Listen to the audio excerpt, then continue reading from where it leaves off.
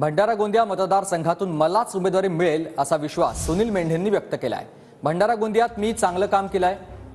फुके काही दिवसांपासून सक्रिय आहेत, पण मी 5 वर्षांपासून काम करतोय असं देखील सुनील मेंढे यांनी म्हटलंय। सुनील भाऊ, खूप खूप स्वागत आहे TV9 मध्ये। तुमची उमेदवारी अजून जाहीर झालेली नाही, तुम्ही सिटिंग खासदार आहे तिथले, आज आचारसंहिता लागते, काय सांगणार? निश्चितपणे महायुतीच्या आपसातल्या काही जागा आमच्या काही निश्चित व्हायच्या आहेत।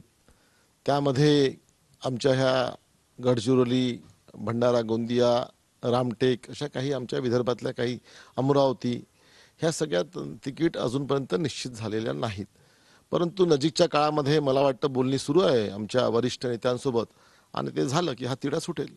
तुमच्या मतदारसंघावर राष्ट्रवादीने दावा केलेला आहे, तुमच्या पक्षातूनही 2 जण दावेदार आहेत।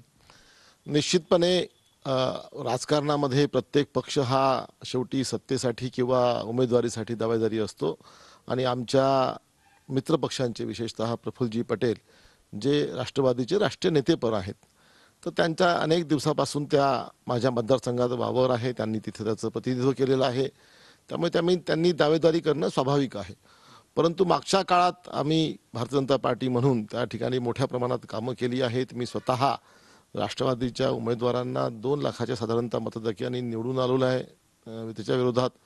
त्यामुळे आता आमची दावेदारी मजबूत आहे, त्यामुळे आम्हाला त्यात शंका नाही। परंतु वरिष्ठ लेवलला जे काही ठरवतील त्यानुसार तो निर्णय होईल। धन्यवाद। कॅमेरामॅन सचिन सयामसह गजानन माटे, TV9 मराठी, नागपूर।